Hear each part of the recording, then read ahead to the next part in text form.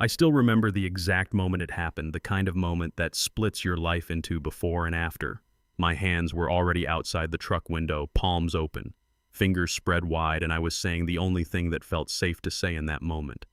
"Sir, my hands are right here. I'm not reaching for anything."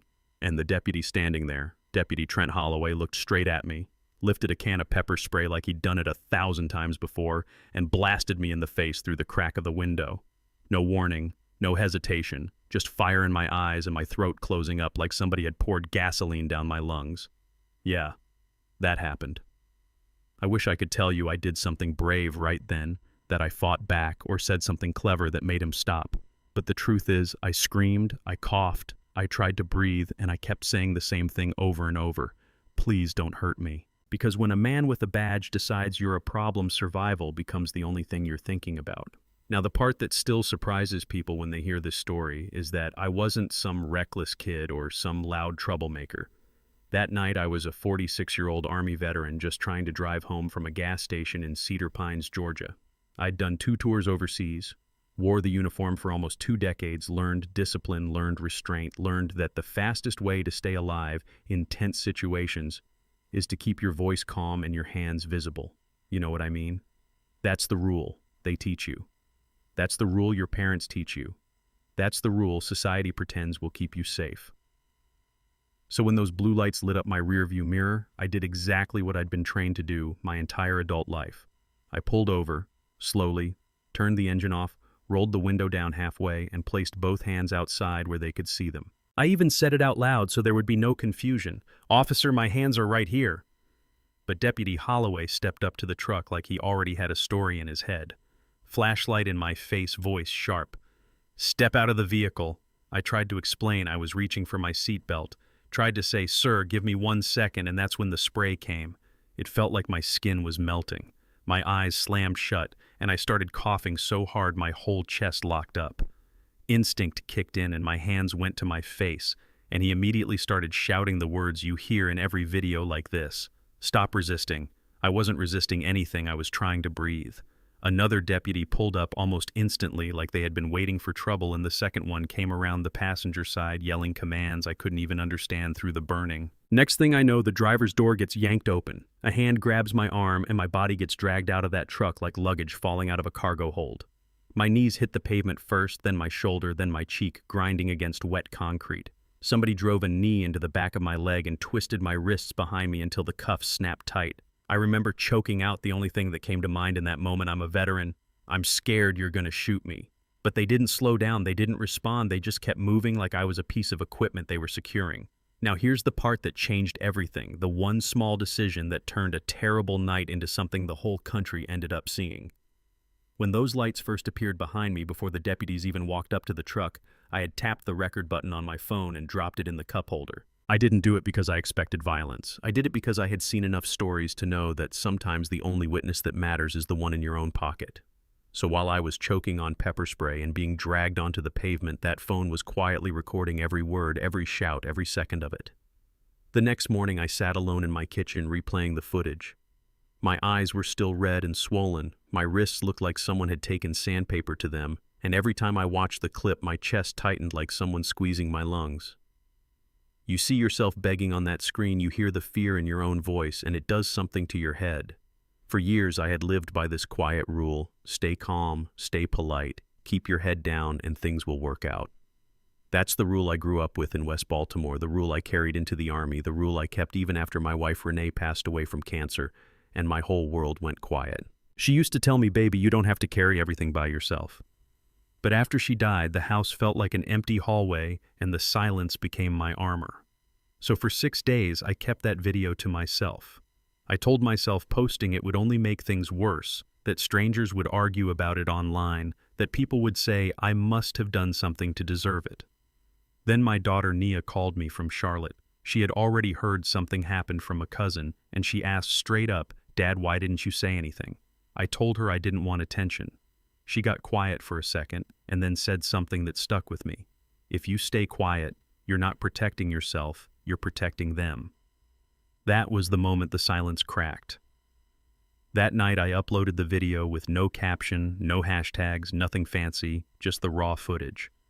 And within hours, the internet did what it does when something real hits people in the gut. At first, it was a few hundred views, mostly locals. Then veterans groups started sharing it, then community pages, then reporters calling the sheriff's office asking questions nobody wanted to answer.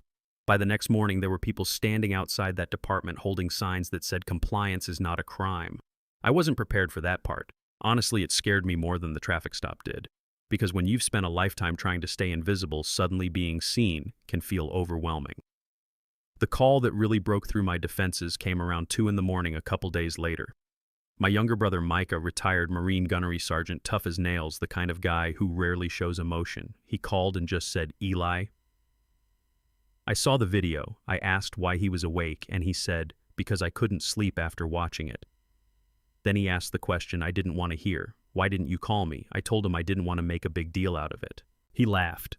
Not the funny kind, the angry kind, and said, "Man, they dragged you out of a truck like you weren't even human. The big deal already happened." 2 days later, he showed up at my door. With Micah sitting across from me at the kitchen table, I met with a civil rights lawyer named Dana Mercer. She watched the footage quietly, no interruptions, then leaned back and said, "Mr. Brooks, that deputy violated your constitutional rights, but I need you to understand something. The system doesn't like admitting that." She explained we could file a civil rights lawsuit for excessive force, unlawful detention, illegal search, all of it. And she also warned me the county would fight back hard. Sure enough, when the lawsuit hit, their lawyers claimed I was non-compliant, claimed the deputies feared for their safety, even suggested my military PTSD made me appear threatening. I remember staring at the paper and thinking, how does a man sitting with both hands outside a window look threatening? The first court hearing felt like stepping onto a battlefield with rules nobody explained. The video played in the courtroom, and for a moment you could hear nothing but my own voice from the recording saying, "Please don't hurt me." But the judge still ruled that some of the claims couldn't move forward because of something called qualified immunity. In plain English, that means officers sometimes get shielded from consequences unless the law already clearly says what they did was wrong. I walked out of that courthouse feeling like the truth had been cut in half. Dana wasn't done, though. She said, "We appeal." When the case reached the appeals court, things shifted. The judges watched the video closely, asking questions the county lawyers couldn't dodge. One judge leaned forward and said, "What reasonable officer sprays a compliant motorist with his hands visible?" Nobody in the room had a good answer for that. Weeks later, Dana called me while I was fixing a lamp in my living room. She said Elijah, the court removed the deputy's immunity. I had to sit down because my legs went weak. For the first time, the law had actually looked at the video and said plainly this was wrong. The retrial moved faster after that. Without legal shields protecting him, Deputy Holloway looked different, smaller somehow. The jury confirmed liability, and although the financial damages weren't huge, the consequences were real. Holloway was fired from the department that same day. State investigators reviewed his certification, and a federal agreement later barred him from working in law enforcement again. The county rolled out policy reforms, new body camera rules, new traffic stop procedures, oversight boards. People kept asking me if it felt like victory. The truth is, victory wasn't the word I'd use. Relief, maybe. Validation, maybe.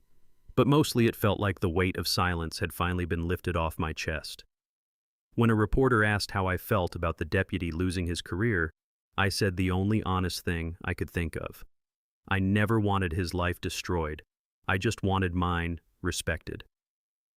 After the headlines faded, I stayed away from the big TV interviews and started speaking quietly at veterans groups and community centers, sitting in folding chairs with guys who had their own stories buried deep inside them, telling them that proof and persistence can open doors the system tries to keep locked.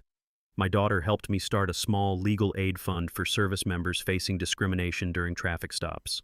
Nothing huge, just something that might help the next person who finds themselves in that same terrifying moment. A few months later, I visited Renee's grave wearing my old army jacket. I stood there a long time, the wind moving through the cemetery, and I told her something I wish I had realized years earlier. That survival doesn't always mean staying quiet. Sometimes survival means telling the truth out loud, even when your voice shakes. Now here's the part that still sparks arguments whenever people hear this story. Some folks say the deputy deserved exactly what he got. Others say one bad decision shouldn't cost a man his career. Some say posting the video online forced accountability. Others say it turned a legal matter into public outrage. So I want to hear from you. If you were sitting in that driver's seat with your hands outside the window and fear in your voice, what would you have done? And if you were the one watching that video later, do you think justice was served or do you think the system went too far? Drop your thoughts in the comments. And tell me, honestly, because stories like this don't end in courtrooms, they keep living in the conversations people are willing to have afterward.